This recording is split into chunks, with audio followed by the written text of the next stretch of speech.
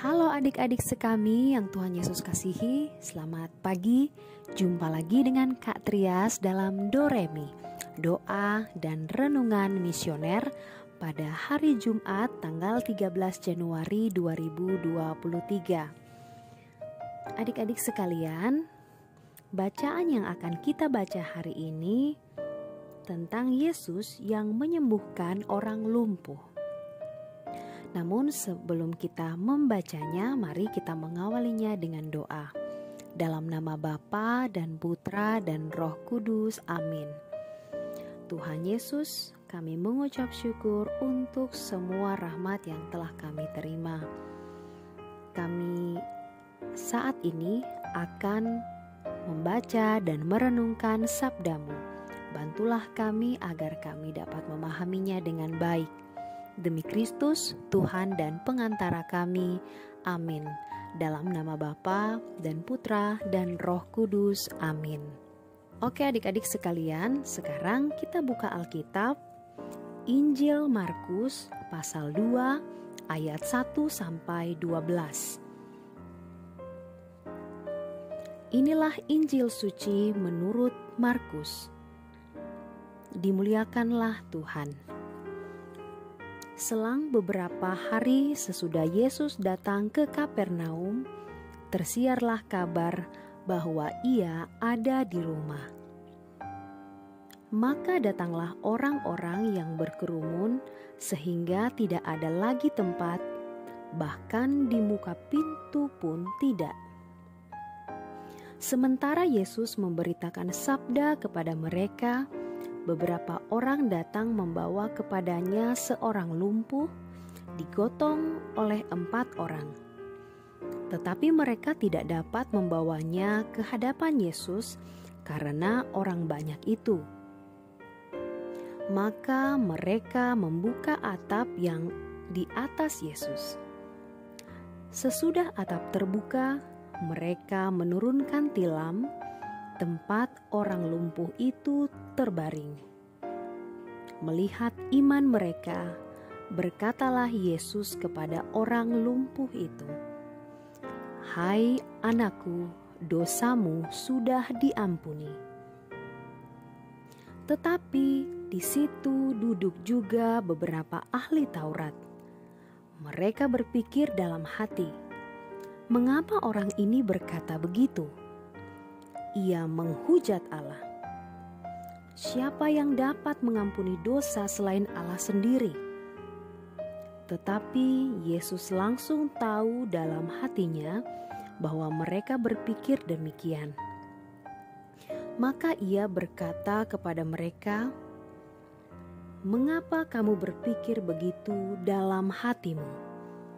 Manakah lebih mudah, mengatakan kepada orang lumpuh itu, 'Dosamu sudah diampuni,' atau mengatakan, 'Bangunlah, angkatlah tilammu dan berjalanlah'? Tetapi supaya kamu tahu bahwa di dunia ini Anak Manusia berkuasa mengampuni dosa."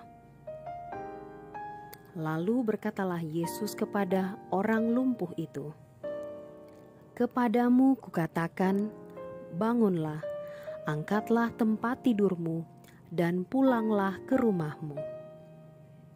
Dan orang itu pun bangun. Segera mengangkat tempat tidurnya dan pergi keluar ke hadapan orang-orang itu. Mereka semua takjub lalu memuliakan Allah, katanya, "Yang seperti ini belum pernah kita lihat." Demikianlah sabda Tuhan. Terpujilah Kristus. Adik-adik sekalian yang dikasihi oleh Tuhan Yesus, di dalam bacaan ini tidak disebutkan nama dari orang lumpuh ini. Tidak juga disebutkan dari mana ia berasal dan dia tinggal di mana. Di sini juga tidak diberi penjelasan kapan ia mulai mengalami kelumpuhan atau apa penyebab ia menjadi lumpuh. Pada kisah ini, Alkitab hanya menceritakan bahwa ia adalah seorang yang lumpuh.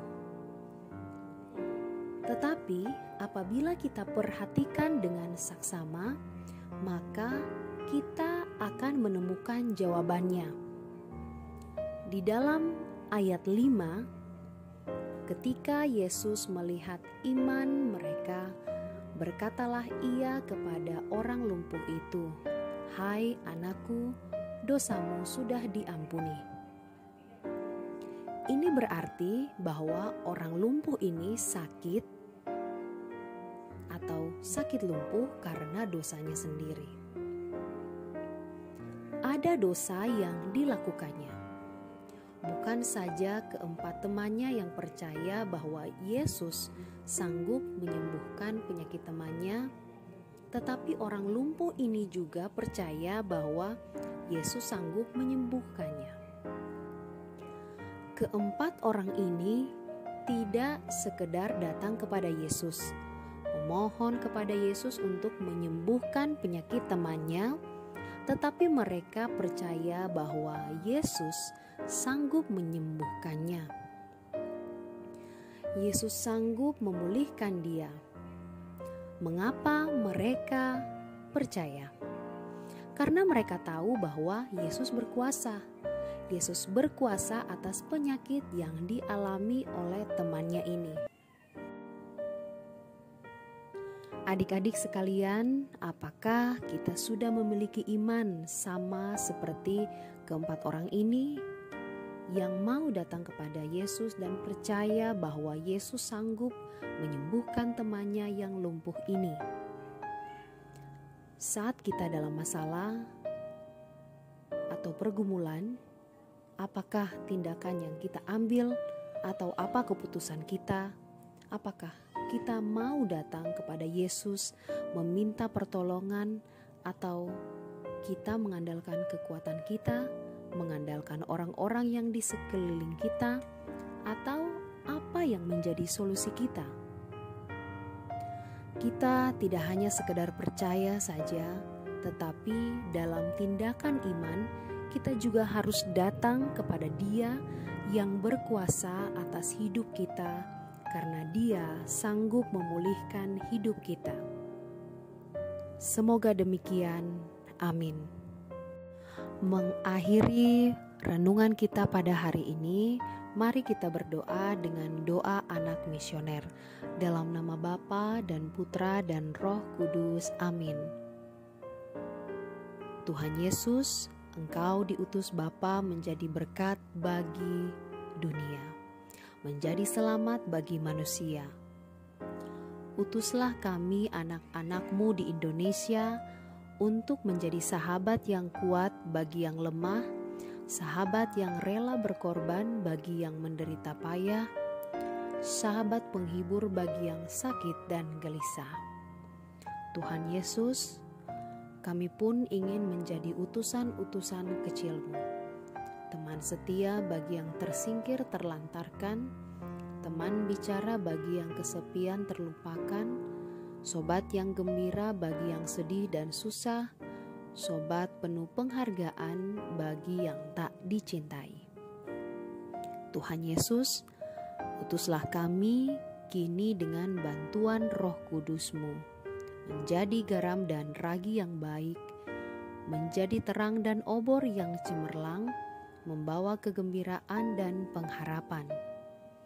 Tuhan Yesus, kuduskanlah badanku dan sucikanlah jiwaku. Kupersembahkan diriku padamu hari ini. Berkatilah semua anak dimanapun juga. Berkatilah semua orang yang kami jumpai siapapun juga. Amin. Bapa kami yang ada di dalam surga, dimuliakanlah nama-Mu, datanglah kerajaan-Mu, jadilah kehendak-Mu di atas bumi seperti di dalam surga. Berilah kami rezeki pada hari ini, dan ampunilah kesalahan kami, seperti kami pun mengampuni yang bersalah kepada kami. Dan janganlah masukkan kami ke dalam pencobaan, tetapi bebaskanlah kami dari yang jahat. Amin. Salam Maria, penuh rahmat, Tuhan sertamu, terpujilah engkau di antara wanita, dan terpujilah buah tubuhmu Yesus. Santa Maria, Bunda Allah, doakanlah kami yang berdosa ini, sekarang dan waktu kami mati. Amin. Kemuliaan kepada Bapa dan Putra dan Roh Kudus, seperti pada permulaan, sekarang, selalu, dan sepanjang segala abad. Amin. Dalam nama Bapa dan Putra dan Roh Kudus. Amin. Baik adik-adik sekalian, demikian Doremi kita pada hari ini. Kita akan berjumpa lagi pada Doremi yang selanjutnya. Selamat beraktivitas, Tuhan Yesus memberkati kita semua.